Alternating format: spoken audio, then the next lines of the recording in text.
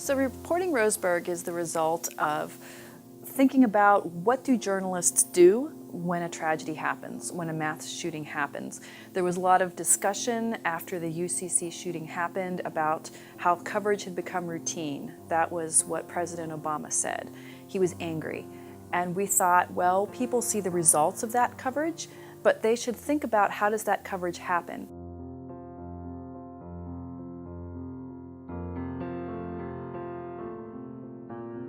I think that pulling this apart, looking at it very closely, seeing the people who do it, I think that that makes it more personable. I hope it makes it more understandable.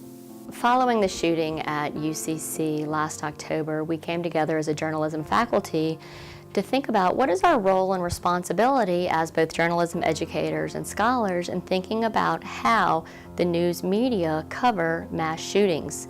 What is that responsibility to those two moral imperatives, both of seeking truth and reporting it and minimizing harm? So in the case of a mass shooting, what is journalism's responsibility to the victims, to their families, and to the community in which these horrific events happen? So a lot of the journalists talked about the struggles with interviewing families. To what extent do we need to cover funerals? What is the responsible way to handle taking photographs of grieving family members, of community members? And we again really found that journalists were very thoughtful in their responses and their approaches, and then many cases really struggled with some of these ethical dilemmas in going about their reporting responsibilities. I've never been in a class before where we took an hour and we definitely talk about how do you cover a crisis. And there's mention, I've been in classes before where they've mentioned the emotional toll.